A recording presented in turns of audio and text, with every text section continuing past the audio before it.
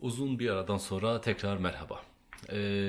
Malumunuz en son videom Kürtçe, Kürt Yahudileri ile ilgiliydi. Ve bunun Türkçesini bir türlü çekememiştim. Bunun nedeni de biraz teknik problemlerdi, biraz da benim yoğunluğumdu. Artık teknik sorunlarımızı hallettik.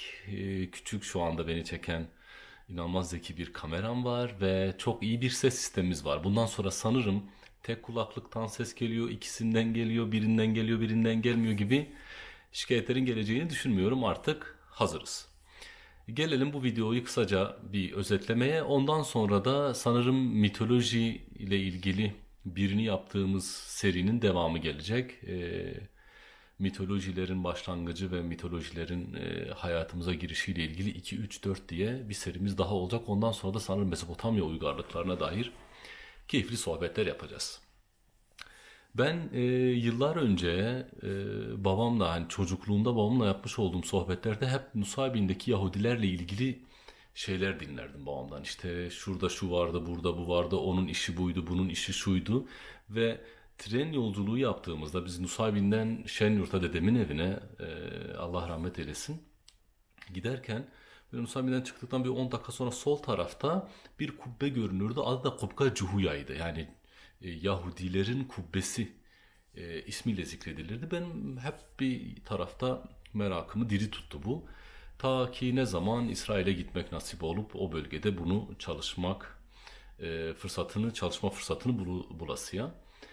İsrail'e gittikten sonra çok önemli bir Kürt nüfusunun Yahudi olduğunu, yani Türkiye'de Musevilik deniyor arkadaşlar ama Musevi dini diye bir din pek konuşulmaz. Yani Yahudilik diyebilirsiniz, İbrahimi dinlere mensup insanlar diyebilirsiniz ama Musevilik pek kullanılmadığı için Yahudi kelimesini kullanıyorum. Etnisiteyi de temsil ettiği için kafa karışıklığına neden olabiliyor. Yani efendime söyleyeyim nasıl olur da Kürt Yahudi olur. Bazı sorular da geliyor bana. Efendim biz Kürdüz aynı zamanda Aleviyiz, bu mümkün mü? Şimdi etnisite ile din ve inançları birbiriyle karıştırmamak lazım. Evet, Kürt ve Alevi olabilirsiniz. Kürt Hristiyan olabilirsiniz. Türk Alevi olabilirsiniz. Türkmen Alevi olabilirsiniz. Farklılıklar var mı? Küçük bir iki farklılıklar var tabi. Türkmen efendime söyleyeyim ya Türk Yahudi olabilirsiniz ki oldukça da fazla var. Kürtlerin de Yahudi diniyle tanışması, Yahudilik inancıyla tanışması takriben günümüzden yaklaşık 2000-2500 yıl öncesine kadar gitmekte. Bu 2000-2500 yıllık hikaye nasıl, nerede gerçekleşti diyorsanız sizi Nabukadnezar adında bir adamla tanıştırmam gerekiyor. Tabi Kürtlerin sadece bu Müslüman ve Yahudilik dinine, İslamiyet ve Yahudilik dinine mensup olduğunu düşünmeyin. Kürt toplumu içerisinde halen yaşamakta olan dinleri saymamı isterseniz yoğunluklu Müslüman. Ezidi var, Hristiyan var, Yahudi var ve Zerdüşt olanlar var. Tabi deistleri ve ateist arkadaşları da sayarsanız 6 farklı dine veya inanca mensup bir topluluktan söz etmek mümkün. Bunların da kendi alt varyasyonlarında mezhepleri düşündüğünüzde aslında çok kimlikli, çok kültürlü ve çok sesli bir toplumdan bahsediyoruz. Şimdi bunu bir kenara bırakalım. Arzu ederseniz ve merak ederseniz işte Kürt Alevilik, Kürt Hristiyanlık, Kürt İslami çizgisini veya Türkler için de aynı şekilde bunları konuşabiliriz. Bir de çok soru geliyor. Kürtlerle ilgili ne zaman video yapacaksınız? Onunla ilgili de yapabiliriz. Yani bunu çok uzatmamak adına şey yapmıyorum. Hani Kürtler kimdir, neredendir? Ama Kürtleri kısaca bir özetlemek gerekirse milattan önce 2. 2500'lerde Avrasya'da tabir ettiğimiz Karadeniz'in kuzeyinde büyük bir göç dalgası neticesinde ikiye ayrılan bir kolun Kafkasya'da tekrar ikiye ayrılması, İran ve Hindistan grubu içerisinde İran grubunun batı toplulukları içerisinde kabul edilen toplumlardan bir tanesidir Kürtler ve ortak ata olarak kabul edeceğiniz Anadolu ve Mezopotamya'daki ortak atalar olarak kabul edileceğiniz toplumları sorarsanız hani Mitanileri sayabilirsiniz, Medleri, Persleri, bunların hepsini Kürt, sadece Kürtler değil ama Kürtler gibi Ermenilerin, işte Farsların birçok ortak atası olarak kabul etmeniz mümkün.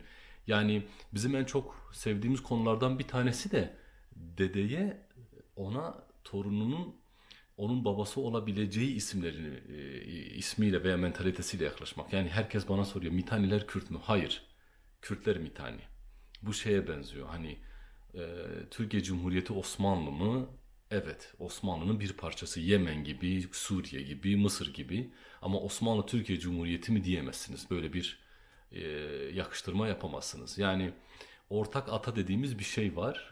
Mitaniler ve Indo-Avrupa ya da Hint-Avrupa kökenli toplulukların tamamı, Anadolu'da halen yaşamakta olan Hint-Avrupalı kökenli toplumların tamamının ortak atası kabul edilebilir. Sadece Anadolu'nun mu? Hayır, Orta Doğu ve yakın Ön Asya'nın tamamındaki Hint-Avrupa kökenlilerin ortak ataları tarihsel süreçte bakıp gördüğümüz Hint-Avrupalı toplumların tamamıdır. Yani birinin ortak atası demeniz çok zor. Nevroz Bayramı bunun en güzel örneğidir. Yani Nevroz kimindir?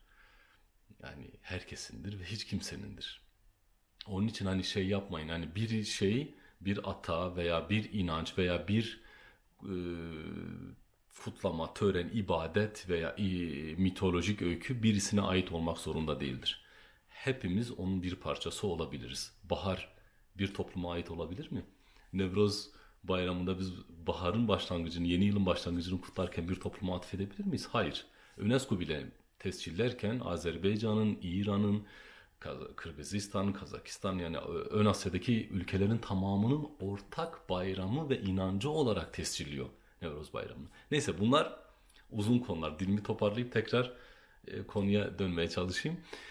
Efendim, Yahudi toprağı, yani Yahudilerin yaşamış olduğu vaat edilmiş topraklar, hani Eksodus'tan sonra, Mısır'dan sonra, tabii onun öncesinde Hazreti İbrahim falan var. Bunların hepsi hakikaten ayrı konular. Mesela sadece Hazreti İbrahim için bir söyleşi yapmamız gerekir. Hazreti Musa için söyleşi yapmamız gerekir. Belki Hazreti Yakup için de bir söyleşi yapmamız gerekir, ama biz buraları hızlı geçelim. Eksodus'tan sonra vaat edilmiş topraklara gelirler, işte çöl sürgünü vesaire, 40 yıllık bir süreçten sonra. Tabii kıyıda yer alıyorsunuz, bereketli alanlar var, herkesin ilgi odağı burada. Tarihsel süreçte Salmanasar'ın, Asur İmparatoru Salmanasar'ın buraya 8. 9. yüzyılda büyük bir akın düzenlediğini ve 13 tane olduğuna inanılan, bir tanesi kayıp olmak üzere, 12 tanesi vukudur orada. 12 tane Yahudi kabilesinin 10'unu yok eder, ortadan kaldırır. 2 tanesi kalkar. O 10 tanesini nasıl yok eder? Yerel yerleşik olduğu alandan onları zorunlu sürgünlere gönderir ve Kuzey Mezopotamya'ya gönderir. Burada bizim konumuz olan Kürt Yahudilerin ilk ışığı yanıyor. Kimisi diyor ki işte Kürtlerin Yahudilikle ve Yahudi inancıyla tanışmaları bu süreceden gelir. Makul, yani Kürtler bu toplulukla tanışmış olabilir. Yalnız şunu unutmamak lazım. Daha Yahudilik o süreçte kurumsallaşmış bir din değil. Daha büyük sürgün vesaire hikayeler gerçekleşecek. Hz. İlyas vesaire hikayeleri, Baal ve El diye iki tane koca devasa tanrıyla savaşılacak. Baal ve El kim derseniz o da başka bir konunun konusu. Çünkü hepsini bir videoda yaparsam inanın sabrınızı zorlamış olurum. Yani Yahudilik daha tam kurumsallaşmadığı için ben kalkıp size şey diyemem. Evet, Salmanasar döneminde kuzeye göç ettirilen, sürülen bu bölgedeki İbrani topluluklar Kürtler arasına girdi ve Kürtler bir şekilde Yahudi diniyle tanışıp Yahudileştiler. Bu zayıf bir e, süreç. İkinci hikayemiz ise Salmanasar'dan sonra Nabukadnezar 586, 583, 585 çeşitli tarihler söyleniyor. Kassit kralı diye bilinir. Aslında Babil kralı olarak da kayıtlarda geçer. Kudüs'e büyük bir sefer düzenler Nabukadnezar. Nabukadnezar da nereden hatırlayacaksınız? Matrix filmindeki Morpheus'un gemisinin adıdır Nabukadnezar. O da ilginç minel mesajlar vardır orada. Ziyon şehrinin ismi, orada kullanılan karakterler falan oldukça keyifli. Bir de bu gözle izleyin. Nabukadnezar gelir, şehri yok eder ve Hazreti Süleyman'ın inşa edip içerisinde 10 emiri sakladığı tapınağı yok eder ve halkı Babil'e sürgüne gönderir. Yani orayı boşaltır ki bu antik çağda mass deportation dediğimiz, yani toplu göç ettirilme, zorunlu göç ettirilme politikaları çok fazla vardır ve Asur'un en sevdiği şeylerden bir tanesidir. Halkı bağlı bulunduğu köklerden koparıp yeni bir yerde kendi üretim aracı haline getirmek. Nabukadnezar da bunları alıp Babil'e getirir. Rivayet odur ki bu sürgün 80 yıl sürer, kimisi 50 yıl sürer, kimisi 86 yıl sürer der. Birinci tapınak dönemi Yahudi tarihinde sona ermiş olur. Hazreti Süleyman'ın yapmış olduğu tapınak Nabukadnezar tarafından yok edilir. Daha sonra Medler veya işte Pers veya Sasani İmparatorluğu'nun öncülleri gelir Kassitleri yenerler. O da meşhur Nevroz Bayramı'nın 612 diye anlatılma hikayesi de biraz odur. İşte Asurlar yıkılır, daha sonra egemenlik Kassitlerin eline geçer ama Medler onları da yok eder. Ondan sonra üstün geldiklerinde Kirus denir kralın adına. İkinci azat veya özgürleştirme hikayesinde de Darius'un ismi geçer ama bunlar küçük detaylar. Gelir Yahudileri Kasit boyundurumdan kurtarır ve rivayet odur ki yakın ilişkiler geliştirirler ve Yahudilerin barış içerisinde kendi ülkelerine dönüp ibadetlerini icra etmelerini sağlarlar ve onları vergiye bağlar. Bu Med İmparatorluğu'na bağlı olan güçler. Orada işte bu Med Konfederasyonu'nu oluşturan halklardan bir tanesi de Kürtler ve Kürtler Yahudilik diniyle orada tanışmış oluyorlar ve Yahudileri nasıl söyleyeyim benimsiyorlar. Yahudi inancını, tek tanrı inancını benimsiyorlar. Ki bazı dedikodular, antik dedikodulara göre de işte ikinci Zerdüşt'ü Hazreti İbrahim'le özdeşleştirirler ama bu da çok gerçekçi değil arkadaşlar. Hani Zerdüşt Hazreti İbrahim olabilir mi? Olamaz. 2. bin yılda yaşamış bir karakterden bahsediyoruz. 5. ve 6. yüzyılda yaşamış başka bir karakterden bahsediyoruz. Yani Zerdüşt ile Hazreti İbrahim arasında 1500 yıl falan gibi bir fark var. Evet, 1000-1500 yıl gibi bir farkın olması kaçınılmaz. Onun için pek bağdaşmıyor. Kimisi diyor ki Yahudilerin bir kısmı zaten Babil'de kaldı ve Pers İmparatorluğu'nun içerisinde ya da Med İmparatorluğu'nun içerisinde eriyip kuzeye doğru göç etti ve Yahudi inancını, o kuluçka sürecini onlar da orada yaşamaya başladı. Kimisi de diyor ki bir kısmı da bunlarla Jerusalem'e, barış şehrine, Kudüs'e doğru geldiler ve orada yerleştiler ve ikinci tapınak dönemi de başlamış oldu. Diğer ikinci tapınağı inşa ederler ve yaklaşık 200 yıl sonra daha kurumsallaşmış bir din olarak karşımıza çıkar Zerdüştlük. Özür dilerim, Musevilik ya da Yahudilik. Burada da şöyle bir alıntı daha yapmak lazım. Hani biz Tevrat arkeolojisi diye bir arkeoloji icra ederiz bilimde. Neden? Çünkü biz bu büyük sürgün sürecinde Yahudilerin Mezopotamya'daki tüm arşivleri kopyaladığını ve Tevrat'ın içerisinde bunlara yer verdiklerine inanırız. Bundan dolayı Mezopotamya'da görmüş olduğumuz tüm kronolojik tarihsel bilgiler, şehirlerin isimleri, kralların isimlerinin tamamını Tevrat'ın içerisinde bulmanız mümkün. Tevrat'ı da sadece bir kitap olarak lütfen kabul etmeyin. Yani büyük bir külliyattan bahsediyoruz. Torahlardan bahsediyoruz. 24 ciltlerden oluşan uzun uzun kitaplardan bahsediyoruz. Geri dönüş sağlanır. Yahudiler gelir ve tekrar tapınağı inşa ettikleri için de ikinci tapınak dönemi başlar. Şimdi burada ikinci tapınak dönemi de tabii ne zaman yok olacak? Milattan sonra 70'te tekrar bir Yahudi isyanı gerçekleşecek ve bu Yahudi isyanıyla beraber de işte o tapınakta yerle bir edilecek.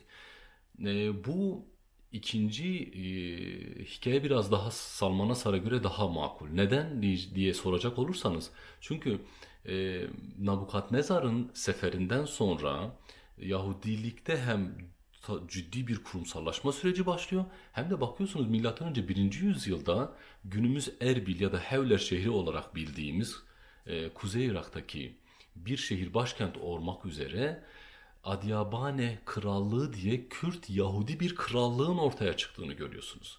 Ve o milattan sonra 70'te baş gösteren isyana gerek asker gerek maddi gerek parasal çok büyük destekleri olduğunu ve alttan alta Kudüs'te örgütlenen Yahudilerin, Roma İmparatorluğu'nun boyundurluğu altında beslenen Yahudilerin, direnen Yahudilerin beslenmesi de önemli bir etkisi olduğunu görüyoruz yazışmalardan, bunu anlamak mümkün. Hal böyle olunca demek ki Kürt Yahudilerin veya Yahudi Kürtlerin Yahudilik tarihi açısından da büyük bir önemi var. Benim sohbet ettiğim Shlomo amca, kendisi tarih öğretmenidir, lise tarih hocasıdır. Ben Kürt olduğumu ona söylediğimde, siz dedi ilk Yahudiliğe geçen halklardan bir tanesisiniz. 5. yüzyıla falan denk gelir dedi Kürtlerin Yahudi olması. Bakın 2500 yıllık bir inanç birlikteliğinden söz ediyoruz.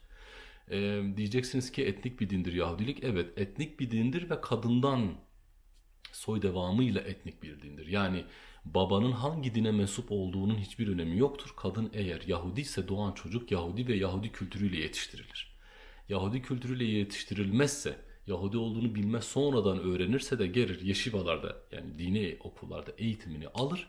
Ondan sonra da değerli dostlarım Yahudilik dinine geçebilir. Yani Yahudiliği, yani Kürt Yahudiler, Yahudi Kürtler nasıl olur diye soracak olursanız kısa özeti budur.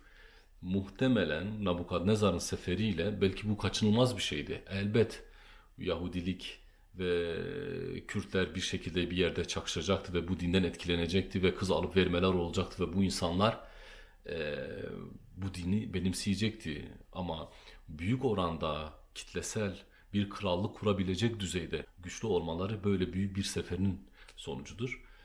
Bununla ilgili sevgili ortağım Duygu Atlas'la beraber yazmış olduğumuz Mardin Yahudileri diye bir makalemiz Rıfat Bali'nin Türkiye Yahudileri isimli kitabında yayınlandı. Merak edeniniz olursa Rıfat Hoca'nın kitabından bu makalemizi edinip okuyabilirsiniz. Orada nelere değindik? İşte Nusaybin'deki Yahudi cemaatine, Mardin'deki Yahudi cemaatine değindik. İlginç bir şekilde arkadaşlar bu antisemitik, bilinçli veya bilinçsiz bir politikadan dolayı mıdır bilmiyorum ama Mardin'de Yahudi mahallesi var diyoruz. Yahudi çeşmesi var diyoruz ama Mardin'i gezdiren buradan tüm rehber arkadaşlara da selam olsun. Birisi bir kelam etmez Mardin'deki Yahudilerle ilgili. Açıp Abdülselam Efendi'nin veya sannamelerde Osmanlı sannamelerinin kaç tanesini okuyup da Mardin'de kaç tane mahallenin Yahudi olduğunu görüp aktarmışlardır acaba? Yeni yolun hemen aşağısında Büyük Mardin Oteli'ne varmadan aşağı baktığınızda koca bir Yahudi mezarlığı var. Ölülerini defneden insanların öyküsünü kimse anlatmaz. Bir şey, bir nevi bellek silimi gerçekleşir. Benim babamın otoyedek parça aldığı Hacı Gürci, 2 defa Suriye güçleri tarafından suikasta uğradığı söylenen bir adamdır. Nusaybin'de yaşamış. Tek nedeni de ne biliyor musunuz? Bir koz olarak Yahudi nüfusunu elinde tutan Esad ailesine karşı Suriye'deki Yahudileri Türkiye'ye getirip oradan İsrail'e özgürce gitmelerini sağlayabildiği için, bunun mücadelesini verdiği için ta Suriye'den gelip bu adamı öldürmeye çalışmışlar. Nusaybin'e giderseniz Nusaybin'in de hemen yanında Kamışlı diye bir şehir vardır. Kamışlı ya da El Kamışli diye söylenir. Kamışlı'nın bile kuruluşu yine Nusaybinli Kürt Yahudilerin emekleriyledir değerli dostlarım. Yani onların bu 1914-15'lerde Berlin-Bağdat Demiryolu hattının alt kısmına, güney kısmına geçip toprak satın alımı yaparak kurdukları bir mahalle, bir köy, daha sonra bir şehirdir Kamışlı şehri. Demem o ki Anadolu'da var olan etnisiteler, var olan inançlar, dinler, mezhepler her neyse renkleri solmadan kıymetlerinin bilinmesi lazım. Bakın yüzlerce sergi açıldı. Anadolu'nun kayıp rengi Süryaniler, solan rengi Süryaniler vesaire. Onlar solmadan kıymetini bilin, dinleyin, etkileşin. Ben hiç unutmam bir lise öğrencisi Mardin Kırklar Kilisesi'nde Ebune Gabriel Akyüz hocamın da ellerinden öperim buradan selamlarımı göndereyim. Onu İslamiyet'e davet etmişti. Gabriel Hoca çok dingin, çok sakin bir şekilde elini sırtına vurup senin için de dua edeceğim evladım demişti. Kimseyi bir yerlere davet etmenize gerek yok. İnsan olan insanla yaşar. İnsan olan insanın farklılığıyla yaşar. Böyle kısa bir video hazırlamış olayım, borcumu ödemiş olayım. Hani Kürtçe'ye yaptın, Türkçe yapmadın diye başımın etini yemeyin. Şu anda başa baş gidiyoruz. Bunun da Yahudi Kürt tarihinde kısaca ama çok kısaca bir kuple bir şey verdim ama büyük belgesel hazırlanıyor bu arada onu da söyleyeyim. Onu da vermiş olayım. Bundan sonra arkadaşlar dediğim gibi zaten daha önce de müjdesini vermiştim. Daha sık video gelecek çünkü artık ekipmanımız var. Son olarak da bir şey söylemem lazım. Hakikaten bugün çok gitgellerdeydim. Çekeyim mi çekmeyeyim diye. Alaaddin diye çok sevdiğim bir kardeşim bana o kadar güzel bir sesli mesaj attı ki az önce. Onu dinledikten sonra enerjim yükseldi ve bu videoyu çekmeye karar verdim. Alaaddin sana teşekkür ediyorum. Ve değerli dostlarım yeni bilgilerle, yeni paylaşımlarla, yeni aydınlanmalarla bir arada olmak ve buluşmak dileğiyle. Kendinize iyi bakın. Sevgiler, selamlar.